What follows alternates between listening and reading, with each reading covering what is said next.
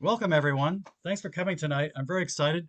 I have Michael Bierylo, and he is an amazing expert at the world of electronic music. And I've learned so much in the last 2 weeks talking to him and watching some of his presentations. And here he is. Um, and before I get started, a little bit of background just for all of us here, Michael, because I know, let me add you in as a spotlight. My apologies. So we're both in there. Um, I know that. I remember, and I pronounce it wrong. It's not Moog. It's not Moog. It's Moog, right? Professor No, Moog. the other way around. Oh, It's it's Moog. Moog. So Moog was the one that I knew because of Switched on Bach and also Right. the keyboard, and that there's a whole nother sensibility on the West Coast. Can you tell us a little bit about that? Yeah, so this really, when you take a look at electronic music, one way to kind of think about the history of it and how it's evolved. Both Bob Moog and Don Buchla started about the same time. Buchla started a little bit earlier, but they both had different philosophies. So Bob Moog, his philosophy was that any musician should be able to approach a synthesizer and work with a synthesizer. Mm. Hence, he made sure that all of his modular synthesizers had keyboards. Now, if you ever worked with one of the original Moog modulars, there's a whole art to actually tuning the keyboard. Um, so it's not a lot of creature comforts in those early Moog modulars. Uh-huh. Uh, so he did that. An ADSR is really a circuit that's designed to emulate what you get in an articulation from, let's say, a wind player. Hmm. So and then a low pass filter allows you to control something so that with certain articulations, an individual sound can be brighter. Mm. So his whole philosophy, design philosophy, was around that kind of thinking. On the West Coast, you had Don Buchla, who had absolutely no interest whatsoever in having this instrument be playable with a keyboard. Hmm. He basically felt, we have a new instrument, there should be new music. Composers should approach music differently with electronic instruments. And so the real iconic introduction to the West Coast sound was Morton Subotnick's Silver Apples of the Moon. Came out in 68, I believe. Uh, and then 69, or yeah, somewhere around there. And then about a year later, Moog came out, not Moog, but Columbia Records came out with Switched On Bach with Wendy Carlos. Mm-hmm. Needless to say, Switched On Bach was a huge, massive commercial success. Right. It was on the charts, classical charts for years. Hmm. Uh, it was the number one classical record in the world for a number of weeks. Hmm. So it had a huge impact, and that's kind of the legacy that for, most people, this is what we have taken. This is what we think of as a synthesizer. Right, But there's a right. whole other world that Don Buchla kind of created that's been a little bit slow to take root.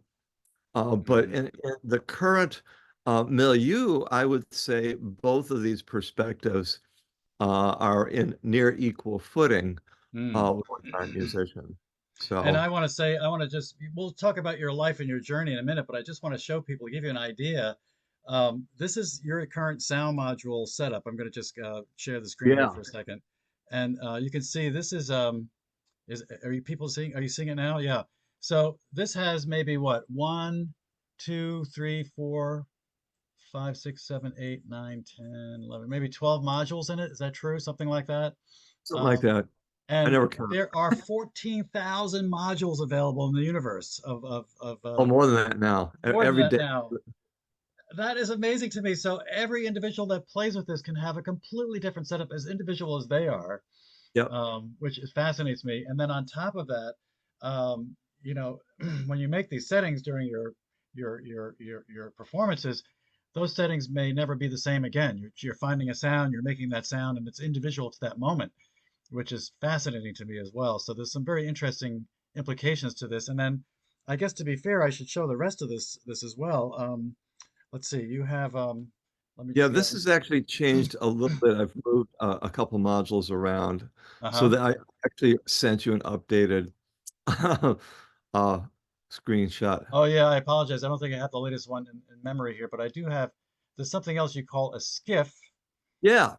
So And everything let me here, these are the controls that I use to perform. If you can bring that back up yeah. for a second.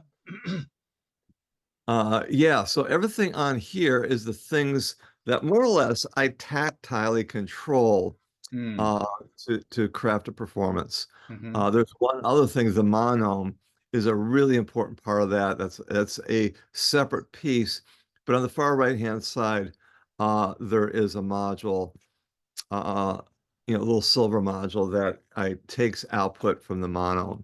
Well, now I'm going to So, show them the monome. This is the monome in action. Forgive me for yeah. interrupting you. This is the monome in action, which I find just absolutely stunning to watch. So check this out, folks. This is it in action.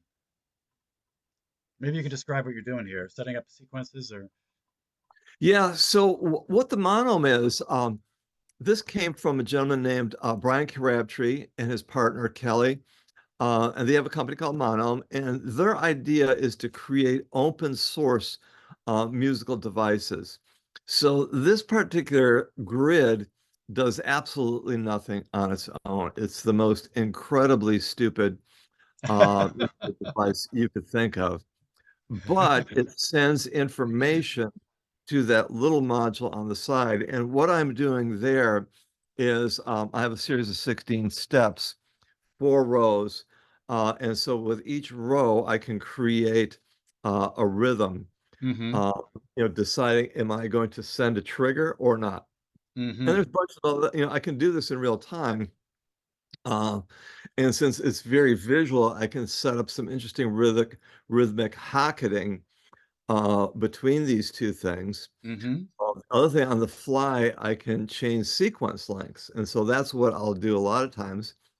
It's gets kind of boring having, 4, 4, 16, 16th notes cranking along. Yeah. But what I'll do is, I'll take maybe the entire grouping and I'll say, okay, I'm going to play this for a while. When people get used to this, I'll maybe kind of carve that down to 13.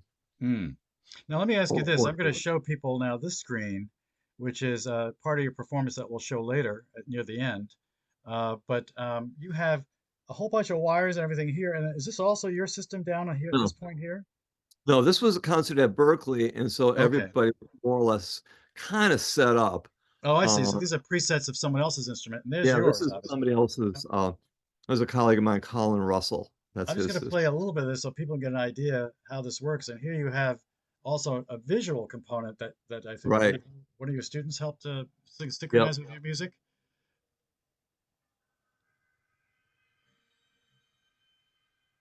There we go.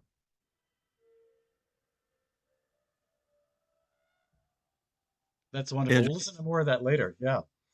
it's very, very quiet here, so I'm not Oh, sure okay. how well I'm doing that. But Yeah. anyway, I'll let me see. I may have to okay, it depends on how I play it, I guess. Let's see. Is there it's all the way up on this end. However, I believe the other stuff we have tonight is all preset with uh I believe I'll get those will be louder. But let's talk about your journey now. How did you decide? I mean, when you were growing up as a kid, were you exposed to a lot of music? Was your family a musical family? well, I grew up in Detroit, and actually the Oh. city of Detroit.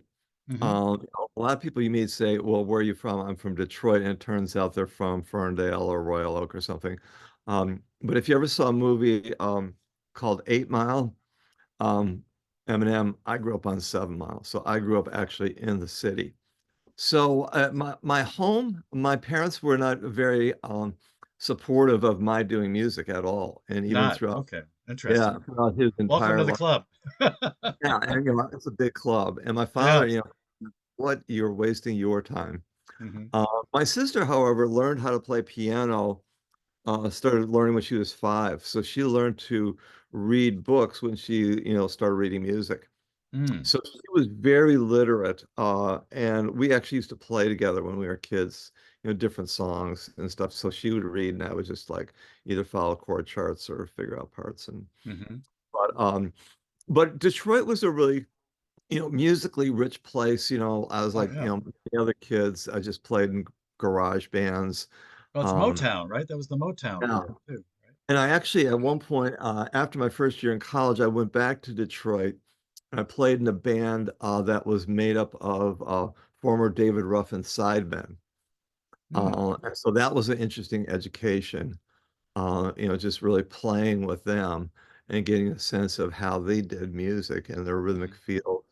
And we had a great fun. It was a great vibe. And that Hmm. was the thing about Detroit I kind of liked is that, by and large, if you were in the city, white musicians, black musicians kind of work together Hmm. on many levels. There was, in Boston, it's a little bit more segregated, but growing up in Detroit, one of the high school Oh, bands I was in, the drummer was this black kid, Philip, and there's always, people playing together.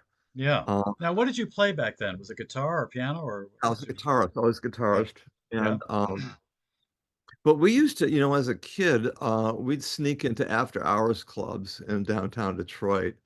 Um, the jazz clubs would close down at 2, and a half hour later, everybody would go next door, and Oh there'd my be God. and you could get it was all ages because there's no alcohol served, Oh. officially And this is served. when you were a kid at 3 a.m. Yeah, probably when I was about 16 or so. Oh, okay. So, and it just, this is in downtown Detroit and stuff. Yeah. And So, then how did you when you went to college, did you go for a music degree at the time or yeah, so I went yeah. to University of Michigan, Hmm. and at the time you could not be a guitar principal in the music department. So I could Oh. not be in the music department because I was an electric guitar player. Oh. So I spent 2 years there thinking I was going to be a filmmaker. And Interesting. after 2 years, I really, I felt that my calling was music. I was spending more time, working with filmmakers to do sound and music for their crazy projects. Hmm. Um, and then I came out east and went to Berklee. And Hmm. I kind of since then I probably have this has been my home. So Excellent. I go back Yeah. to Detroit. Well, I still have a very dear friend there. My sister's in Michigan, so And then how did you get from into electronic music per se? When did that transition happen? yeah. So one of the things, I mean, part of my story is when I was a kid, I was like so down to be a scientist. I wanted to go to the moon. I wanted to build rockets. I Oh, had yeah. rockets. I sent bumblebees up into the orbit and all sorts of crazy stuff. And so I was down with being Mr. Wizard. Um, Hmm. and at some point, I heard Jimi Hendrix, and that just blew the doors off things. And Wow. I lost interest in the Mr. Wizard side. So that really got me into pursuing guitar Hmm. uh, in its many forms. Um, but all the time that after I left school after I graduated, I was, working with technology in some way. When I graduated Berklee, I really was a performance major. I had a guitar performance degree, but I took all the courses they had in audio production at the time. I went through Hmm. that program. Hmm. Not all the course, but I did a lot of courses in jazz composition. Hmm. So I studied with Michael Gibbs, Phil Wilson, some really great people that I just because I had the credits, I had all my liberal arts credits from U of M. Yeah. So I just said I'm going to study with Phil Wilson and learn about writing for big bands. Hmm. Um, and so when I left school, I kind of realized that there was not a lot of work for people to write for big bands, at least in Boston, and there was not a lot of work for engineers unless you wanted to record voiceovers. So I kind of defaulted to really, of the three disciplines, really kind of going down the path of being a guitarist. Oh, interesting. But I always kind of had effects and got strange sounds from the guitar. Hmm. The big turning point was when I got a Porta Studio, a Tascam 144. I Mm. just started making multi-track recordings Yeah. and used a lot of them Some of them were demos that I worked with somebody in a band, but a lot of them were just experiments. What happens if I do this? How if I get these interlocking parts? Yeah. And so, what came out of a lot of that work were those two solo albums in the 80s. Hmm. We're And gonna then, listen to Lifeline. yeah, Is that one of them? Yeah. yeah, So whatever you want to play, we can play. yeah, let's now this is something called Recurrence from Lifeline in 1986. Yep. And if I do this right, I believe I'll be able to let me see. I believe I'll be able to share the screen and there's no video on this, but I'll share the screen and I think I can hang on a second. I believe if I play with the DVD player, it comes in louder, I found. So I'm going to open it up with the DVD player and this should be loud enough for us to enjoy. So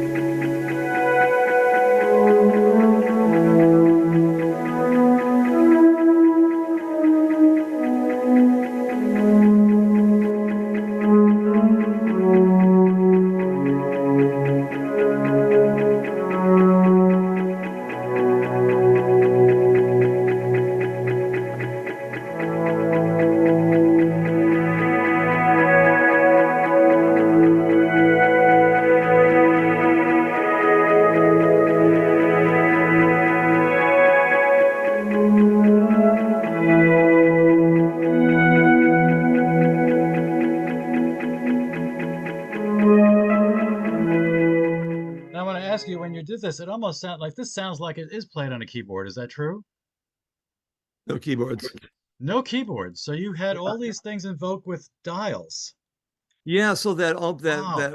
repetitive riff, Yeah. uh, I did a harmonic on a guitar, and Hmm. it was, I think, at a 273 millisecond delay, Uh-huh. and then I hit repeat, and so it would give me this pulsing rhythm. Hmm. So there's nothing with a computer. All those guitar parts were done with delays, choruses, volume pedals, layered, all sorts of stuff. At that time, I mean, I was playing in you know, bar bands. That's how I was Mm. making a living. So I didn't have Uh-huh. a lot of money to go Right. out and buy synthesizers, Yeah. but I opted for that Porta Studio when the new models were coming out and they were Hmm. first on sale. And So they were not cheap back then, so you probably put all your money into the synthesizer world, I imagine, right? yeah, well, yeah, I think this is a 144 and they came out for the 244s. They were blowing out the 144s. So Mm. I forgot what I paid for it, but it wasn't what the original was. Wow. Uh, And so I Now, used that for a lot of things. I went to Berlin. I brought a guitar, a digital delay, volume pedal, and yeah, just in the Porta Studio to Berlin, and I lived hmm. there for a couple months, and I just every day I just did demos, and between stuff that I worked at on my own in Boston and the things that I did in Berlin. Most of that was the material in those two records. Now I think So, I can play this next piece without us having to see the screen. We can just see me still talking. So let me just check this out. This is Decision. This is called Decisions from your Lifeline album. Do you want to tell okay. us a little bit about what's Yeah, behind that? play it first so I can know how it goes. Yeah, okay, right. This goes a while back. Okay, here we go. Oh, you know what? It opened up in the, let me open it up in the DVD player because that's for some reason that's louder. Here we go.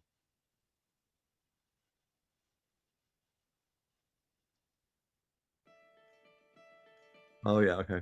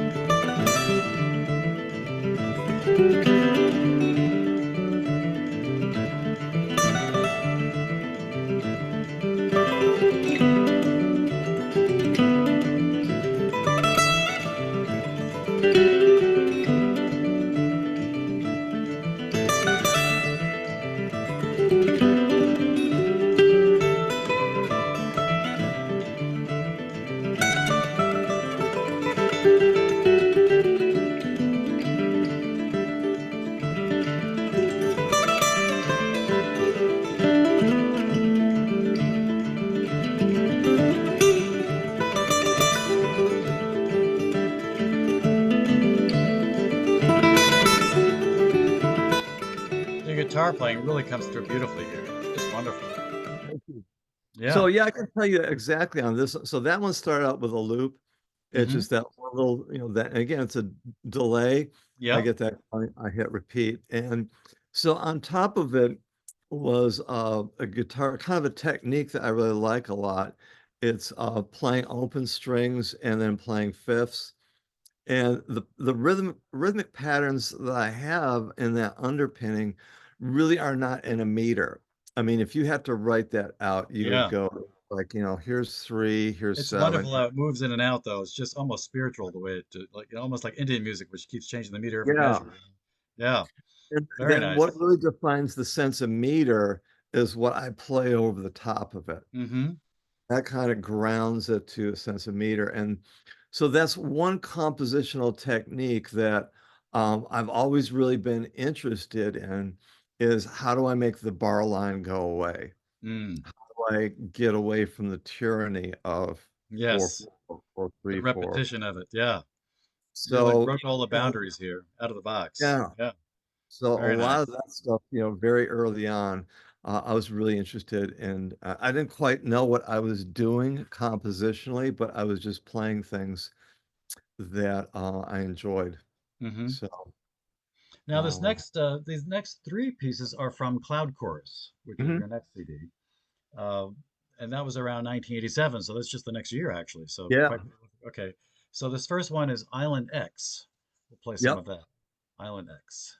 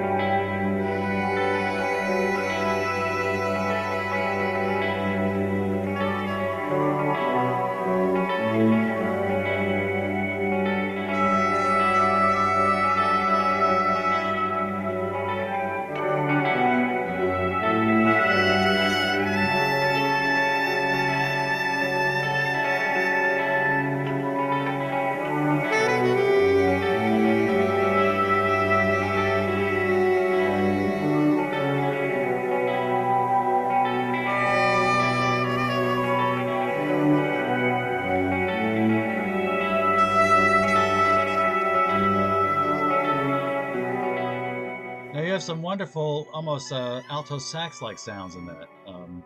Yeah, that was not me. That was soprano sax of a good, an amazing sax player lives in New York, a guy named Matt Dario. Hmm, And so he played all the woodwinds that's beautiful. on. And are they So yeah, somehow they sound synthesized too? Did you put it through some kind of a filter that you had, or is that no, strictly? It really no, is they're just straight pretty alto stuff. pretty accurate recording. There Oh, was used pretty good microphones, and I tried yeah, to, in mixing it, place him in an acoustic space. yeah, Uh, there's beautifully mixed. also Hmm. there's also a cello in there. So the cello is Oh, doubling um, the what I call space guitars, the volume pedal hmm. guitar. And then So these, later on, the yeah. cello has a melodic line when I'm doing an acoustic guitar thing. So most of these things, especially on the second record, go through different episodes, different periods. So was Lifeline just you and Cloud Chorus as a bunch of people? Is that true, or did you Yeah, also have? Cloud Chorus, Lifeline was just me. Cloud Chorus was woodwind and cello. Hmm. And Very then nice. everything else, all the guitars, all the processing, all the And stuff, this next crazy. one's called Island X. Is that just a random title, or is there something about the So, story backstory? we just played Island X, Oh, I'm sorry. and The next one's fictional characters. Yeah. yeah, so Island X, I wrote in Berlin. So, and at the time I was in Berlin, it was West Berlin and East Berlin, and West Berlin was surrounded by the Soviet bloc. Hmm. And so, I was there in the Ah. winter, and it was a pretty dark time. Mm-hmm. And it was a really interesting vibe, just being someplace where you kind of had a sense that at any point people could roll tanks Oh, through there. jeez. And that's just, how Yeah. people Wow. lived. And so I called it Island X because that's why I felt, That's my little term for Berlin. Now, by the way, I've heard from other people about that time frame that the Germans were very much into original music. They didn't want to hear cover bands. They wanted to hear original stuff. So they were very open. How did you discover that Germany was a great place to go? How did that Um, happen? I had a girlfriend who was studying German literature, and she was in Berlin. Well, there you go. Uh, That'll do it. it was a good place to go as the only person I knew in Europe. Hmm. I was also kind of interested around the same time Bowie was there, and so I was kind of interested in the art scene Hmm. there. So when I was there, I met with some musicians. I jammed. I didn't really do any performing. I had a little room, I had an ashtray, and downstairs it was a one Deutschmark beer, and just I could. That was And your dinner. so yeah, and then there was a lot of time spent in that little room. Wow. Uh, Okay. but getting out, I mean, do you like jazz? You know, you're I big love into jazz. jazz. Oh You're yeah, big yeah. into In fact, I've interviewed blues. some great jazz players on my at Yeah. composerscorner.com. I've got Jeff Berlin, bass player I knew back in college actually, and Mark Mhm. Cross out of New York, and some other. But of course, I'm sure you know a lot more jazz than I do. But I do love it's what not to love. It's just an amazing Yeah. form, yeah, musical form. Yeah, and they have Um, their own, improvisational art forms there, and so I found it to be a really rich place at that time. And ironically, when I had a sabbatical many years later in 2010, I went back to Berlin. I moved to Berlin for a few months, ah, and was there to really learn about electronic performance. mm-hmm. And so and I go there every year. Oh, I'm you there do. like, yeah, I'm there twice a year, Well, in and I'm fact, the going. performance we're going to show later was in Berlin, I think, wasn't it, or someplace in Germany? Where was it? Uh, I The don't one think so. with the visual, all the visual stuff, that wasn't Germany? No. Okay, Yeah, I got that wrong. So yeah, this next piece is, if go you ahead. have something I did in Germany as a performance, it's like a bootleg off one of my Oh, students okay.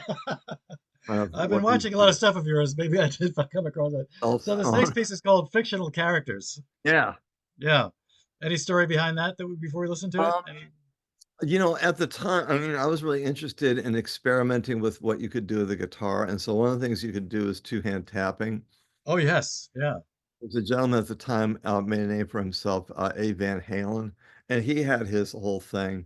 And then Mm. there was another acoustic artist named Michael Hedges that he had a whole vocabulary based on two-hand tapping. Stanley Jordan, of course, and I just kind of picked it up and I was interested in it. I wasn't going to make it my sole voice, but I wanted Mhm. to use it. Yeah. Um, and then so there are a couple pieces on this record that really are heavily, there's two-hand tapping. Excellent. But All right. this So this two-hand tapping, it's just like and Matt Darrow's playing like an Irish flute. So, this is fictional characters. I'm thinking of another piece. Sorry. Oh, okay. Sure. Sounds like it though.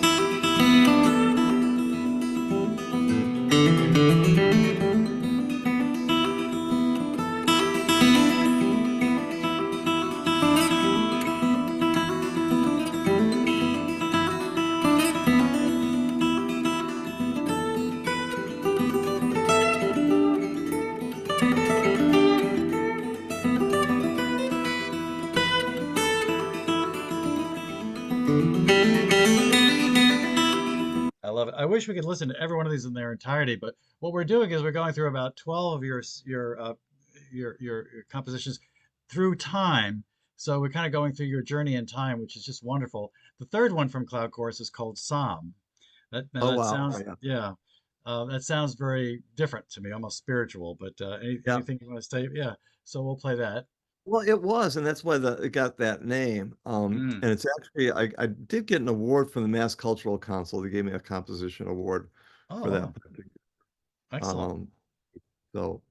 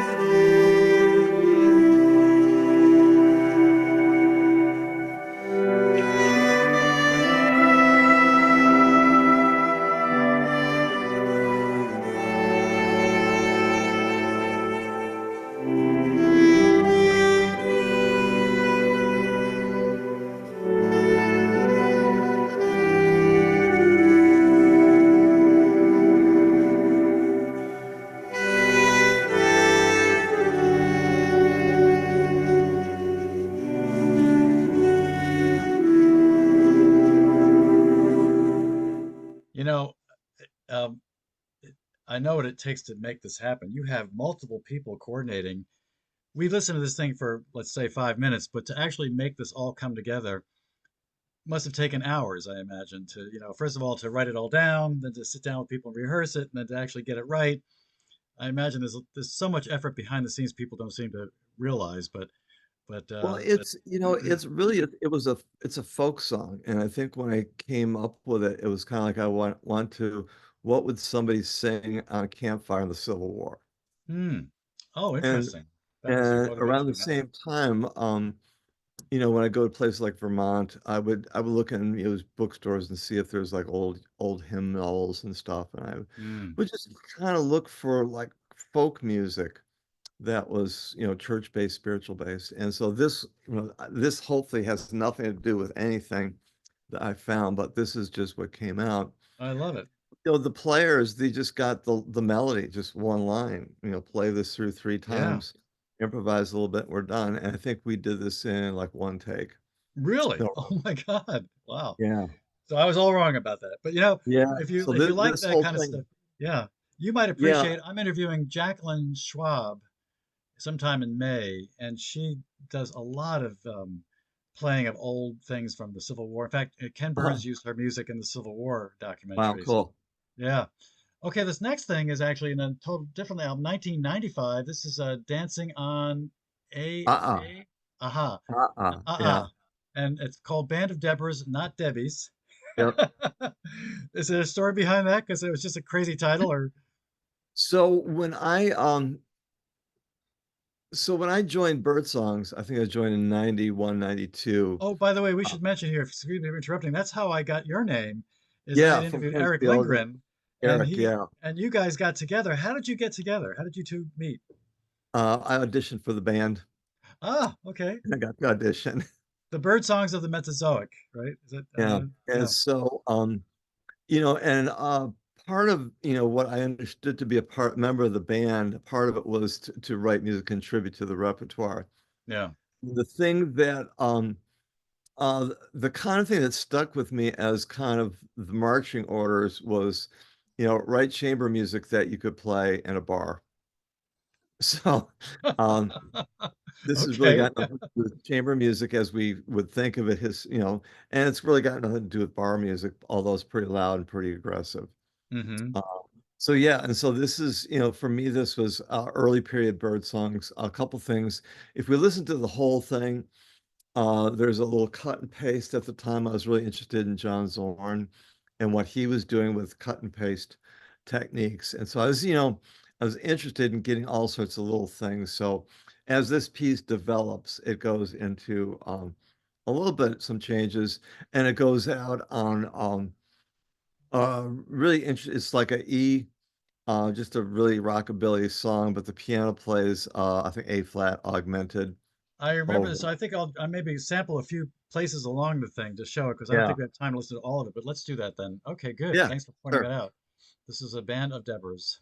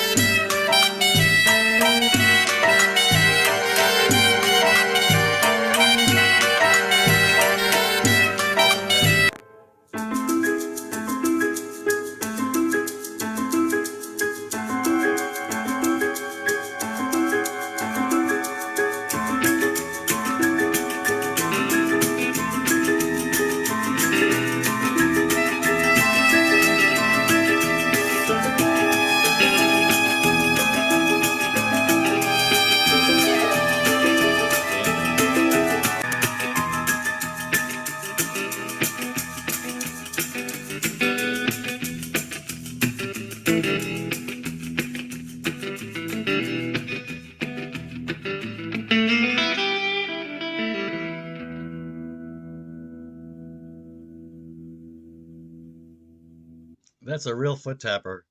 And I got Yeah. to tell you, almost every one of these, maybe every one of these pieces that we've heard so far, I would love to see a video go with them. You know, there's just so much Uh, wonderful visual action that I could see too. This one would be almost like a mystery or comedy kind of thing. It's got so much movement in it. It's really quite exciting. So it'd be fun to actually commission these out to artists, video artists, to say, do something with this. You know, I think it'd be very rich well, material. It's really beautiful. Now, this we next thing, actually did yeah. on Petrophonics. I think it was Petrophonics. We had three different video artists did pieces Oh, through the really? piece record. Yeah, and that was pretty cool. Can we find those? I would love to. Yeah, we'll have Yeah, to. it's all up on YouTube. It is up on YouTube. That's wonderful. So Petrophonics is actually the next two pieces, and this is out in the year 2000. So the first one is in fact the title cut, Petrophonics. Yeah. Any backstory on this before I play it? The working title was Math Rock, but so Petrophonics kind of is, my little acronym for rock music. Hmm. Uh, so, And but actually, there it's is something now called. Are you aware of this? There is a thing called math rock now, yeah, which is absolutely. And so I yeah, was which is listening like to some of the yeah, yeah, artists, yeah. and it was my way of just exploring different meters. I was, at that time I was listening to a lot of Balkan music. Ah, We did a concert last summer that was a retrospective of my work, and the band just still swears when we have to rehearse this because it's really hard to play. all right. Well, with Uh, that, let's see what we get but into here. we got through it. That's great.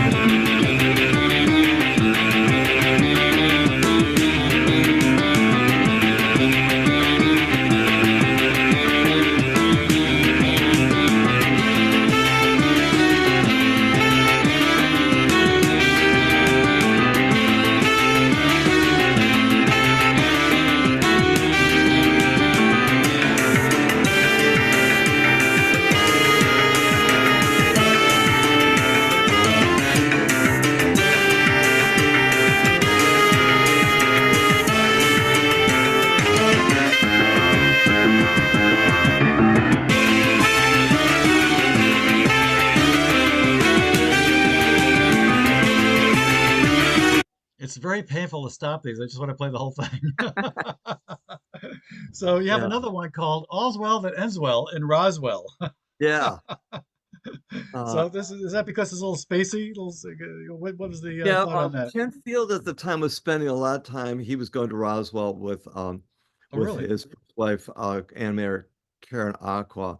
Hmm. And so the little backstory behind the piece goes in a lot of different places. Hmm. It's got a really beautiful opening melody, then it's got a little interlude that's kind of peaceful.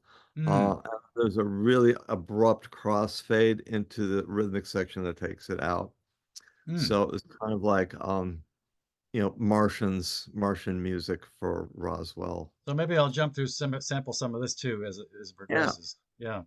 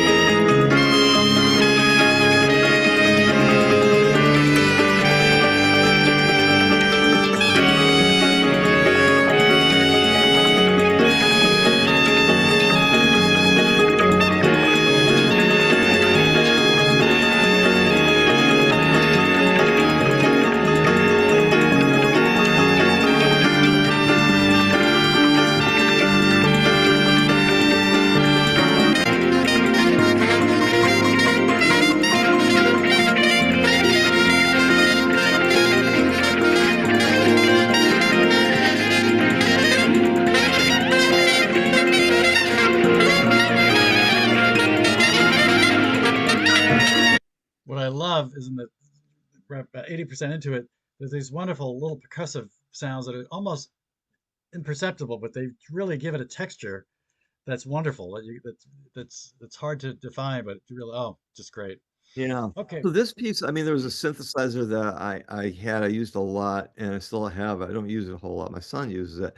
It's called the Waldorf Microwave XT, and I just love the sound. And I made that patch. Mm. And that first opening section, I could just play that all day. And I said, Mm-hmm. okay, I'm done. I've written the song. Uh, but I decided I needed to develop this into a longer piece. And so the ending section gets a pretty rhythmically frantic, Mm. and then the melody comes back in recapitulated under this crazy kind of shifting rhythmic environment. And then it Yeah. all, it starts out very calm and very peaceful at the end, and at the end of the at the beginning and at the end, it all kind of falls apart, Mhm. just scattered. I love it. So, Now this next but one is in 2000. compositionally, Huh? yeah, compositionally, kind of, I like to do that. I Mm-hmm. like to kind of go on a journey and to take people to somewhat improbable places. You Mm. would never guess that this crazy thing would end the way it does when you listen to the beginning. Mm-hmm. Mm-hmm. Oh, I love it. This next one is called "Make the Camera Dance" from the Iridium Controversy. yeah. Was there a controversy on Iridium? What was the story? Is there a backstory on that, or is that just a title? Eric knows that. Yeah, Uh, I think there but was some issue with yeah, yeah, with my story Iridium is, Mines or something. Yeah. this piece was in many ways influenced by, I just have an enduring love for the work of John Adams, composer, the San Francisco John Adams. And so this piece, Make the Camera Dance, is a term that refers to how Busby Berkeley got the effect in his films of having the dancers with their, creating geometric Oh, kaleidoscope thing. right. They Yes. would all, lie on a floor. They would, move their limbs, Right. and he would move the camera. Uh, and so the result is it looked like they were this kaleidoscopic Ah, effect. I did And it not was know that. called, I'm making the camera dance. Yeah. Yeah. And so I got that, just the rhythmic feel of this. Now, And should I sample a few different places in it, or is just play the beginning? What do you think? uh, yeah, whatever you feel like. Okay. However you, I mean, the main theme is in the beginning.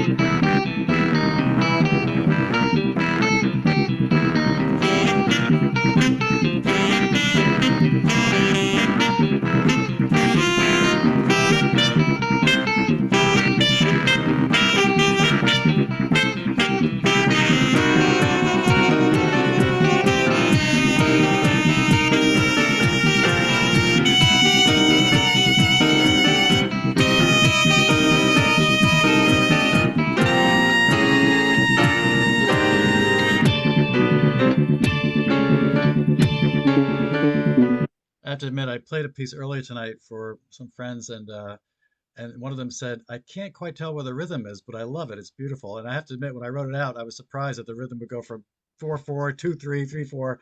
Did you find when you write these out, do you have to in fact keep changing the meter on it, or do you write the meter less, or how do you do it? I get everything's, when I write the parts, I make bar lines. You do, yeah. So, Hmm. and it's really interesting, on this piece, when I first brought the sketch down, Eric Lindgren looked at me and says, "You ripping off John Adams." I said, "Okay, busted." Um, but on this, on all these things, what's been interesting is that there are different ways of counting odd meters. Hmm. So, like, if you're doing in something an 11, Eric will count 1, 2, 3, 4, 5, 6, 7, 8, 9, 10, 11. 1, 2, 3, 4, 5, 6, 7, 8, 9, 10.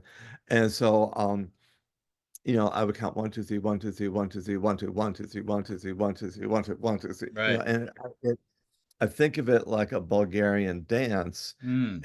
I could never, I couldn't count it, in 11. Yeah. But so the game that I always do is, 11, 4, 13, just, da da da da da da da da, So it'd just, actually be written, you'd have to have 11 4, 4 4, 13 4, whatever. Yeah, interesting. Yeah. Now, this next one is called A Little More Faith in Jesus from your album called yeah. Extreme Spirituals in 2006. Is it really religious or is it kind of like a sardonic version of it? Or how would you, No, it's yeah. so Eric, so the singer on here is a gentleman named Dr. Oral Moses from Atlanta, Georgia, and he's a scholar of African American spirituals. Ah, And Eric had known him for years, and the band got to know them when we were on tour. We'd stay in Atlanta. He would, let us sleep on his floor and stuff. yeah. And so at one point, Eric cooked up the idea, well, why don't we do a record of spirituals, kind of the way we would. Yeah. And it was a really hard record, at least for me to make, Hmm. uh, to find something to do with the material that would respect the material, Mm-hmm. would respect the melody, Yeah. uh, but to kind of give it, my flavor or the band's flavor. Mm-hmm. Uh, and so this one I thought was pretty successful, Yeah. and so and I just love the tune.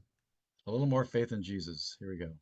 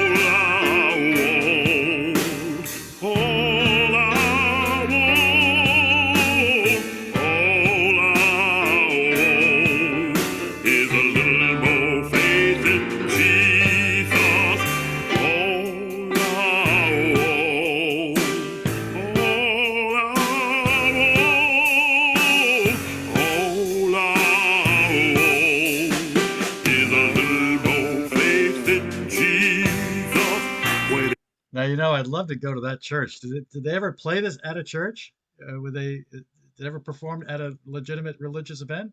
We not a religious event, but we played in Boston. There's an Hmm. event on New Year's Eve called First Night, and so there Oh, was yes. a concert in a church. So Hmm. we did play at one time in a church, and I think the Boston premiere we played in a chapel that was in a cemetery, a very well-known Oh. Boston cemetery. Hmm. So and it's the music stands pretty well in that environment because we Yeah. don't necessarily have to play it loud. Right. Uh, Right. we did this for my retrospective concert last summer, and Oral Moses could make it, so there's somebody at Berklee I knew and really respected a lot, Mm. a singer named Phil Lima, who is an amazing singer, and Mm. it was, being on stage when somebody who is really does this music, Yeah. uh, Wow. very moving to Is be this in. online? Is this on YouTube? Can we see it, do you think? Yeah, someplace on YouTube. Okay. Um, Now, this next thing is called the $100 Guitar Project. You want to tell us a little bit about yeah, that? Yeah. cool. I like this. So, a couple people got this guitar from Elderly Instruments in Lansing, Michigan. It's a $100 guitar. It was a junker guitar. And they said, well, what happens if we send this to a bunch of guitar players and just have them each make a 2-minute piece? Oh, So, like a lot of people in New York, like Nick Dukowski, some pretty well-known classical players and just different, guitarists did like a 2-minute piece with this thing. Uh, Interesting. and I love the project, and it's still the project is it's a great thing to listen to. I think you guys got some recognition from this, didn't you? I'm Yeah, there looking. was a fair amount of press because it was such a one crazy idea. Yeah. And it was a pretty significant collection of guitar players. And you call Uh, this Koralate Mix 3, except Koralate spelled with a K. Koralate yeah, Mix 3. So yeah. this is So this is Koralate. kora is an African instrument. Oh, Um, okay. so so this piece is really it's my take on African music, and when I picked up this cheap guitar, and I played it, the thing that really came out of it was just, this kind of African music type Yeah. of thing. I Excellent. did play in an African band for 3 years, so I get some of this honestly, but Ah, I will not say I'm an African guitar player. okay. But so the whole thing, it's all processed from samples, except at the very end. And Mm, the actual guitar, that's the source material for the samples, comes in. excellent. And this is only 2 minutes. You should really play just the whole Yeah. thing. Yeah.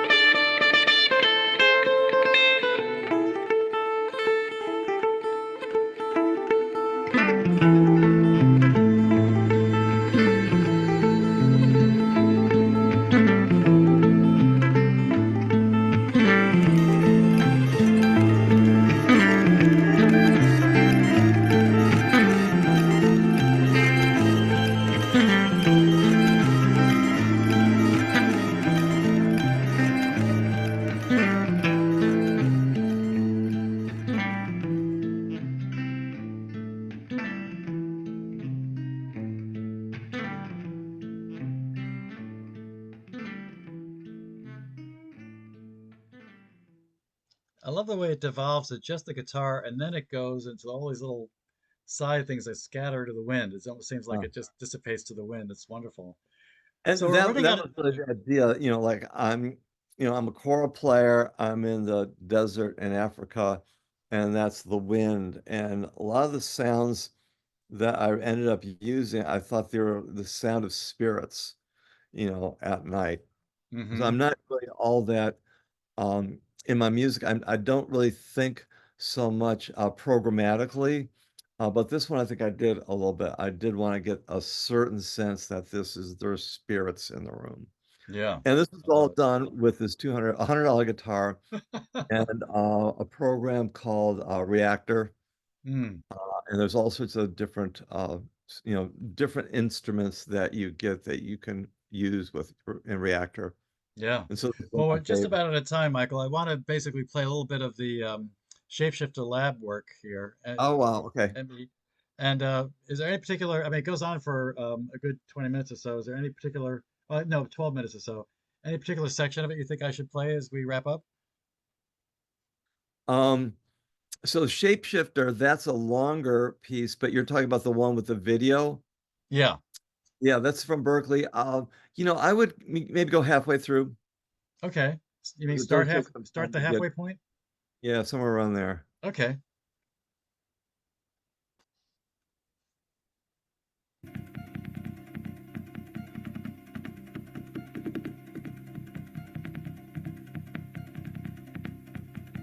Unfortunately, it's not very loud. I apologize. Hmm.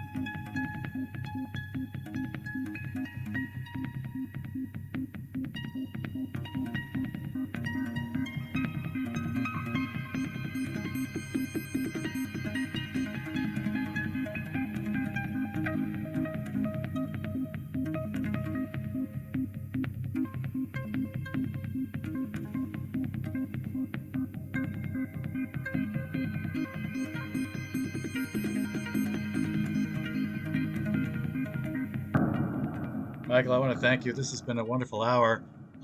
Tell me, are you going to be performing any place in the greater Boston area sometime soon where we could see this kind of audio-visual May 3rd. masterpiece? May 3rd? May 3rd, I'll be a place in Cambridge in Harvard Square called Faro Cafe. And then in June, on June 5th, I will be in Providence, Rhode Island, at a place called AS 220. Oh, that's closer to me. AS 220 on the Yeah. 5th of June. Yep. Okay, excellent. And then Well, thank you so much for your time tonight. This is thank wonderful. you. Yeah, this is just This is wonderful. So, Yeah, it's uh, been a great conversation, and really appreciate the opportunity to kind of, tell my story a little bit. sure. We're going to post this on a Composer's Corner for all time, and then, of course, feel free to use it any way you want. And then I want to open up to the floor. Does anyone have any questions before we wrap up for the night? Now's your chance. Trish, Tony, Julius, Nate, Hard questions. give them the hard question. You really see if you can stump them.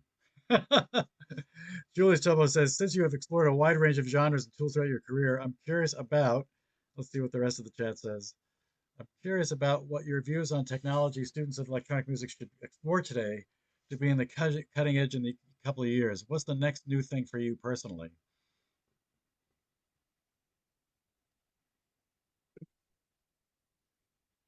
So I guess there's two questions there. What are the new technologies that kids could, the students could get into, and what's the next thing new for you personally? I think that,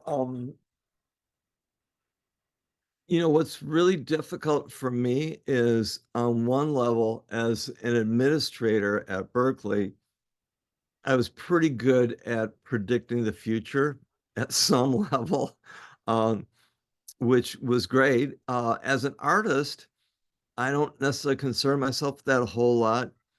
I think the next frontier for me is performing live in quad and spatial audio Mm, and really kind of producing music in Atmos. I'm a good friend with Susan Ciani, and Susan Ciani is like the ultimate evangelist for spatial mm. audio and performance. Yeah, in fact, So I she's understand really, she kind of described all the different ways to use these things. Like she wrote the book on it, so to speak, right? yeah. Yeah. Yeah, so for me personally, that's the next frontier, is to create a spatial experience. Hmm. And then tighter integration with visuals. I think in the future, what we're seeing is there's really kind of a convergence between a game engine and a live performance Hmm. environment. Hmm. So you have a game engine like certainly Unity. Um, but these engines are really, really powerful, and you could use them for live performances, and you Mm, can create worlds that your performances live in. So excellent. that's, those to me, those are the two areas that I'm really kind of looking at, and I'm curious at, and how I can contribute. I'm still trying, I have these two records that are coming out, Oh, and it looks like probably June now or July, and excellent. I'm trying to figure out if I'm going to do any gigs to support these. Hmm. So that's in some sense, I'm ambivalent because it really is going back 30 some odd years at a time in my life I really feel like pushing forward. Yeah. I do have this nagging feeling that I should really represent the work once it's available as it's released Mm. uh, live performances. So I'm still, muddling through that little Well, dilemma. definitely capture them all and put them online. We want to see them. By the way, this whole time you've been talking, this your modules in the background are blinking and moving away and going a mile a minute. So, Yeah, so yeah, that's I've been practicing.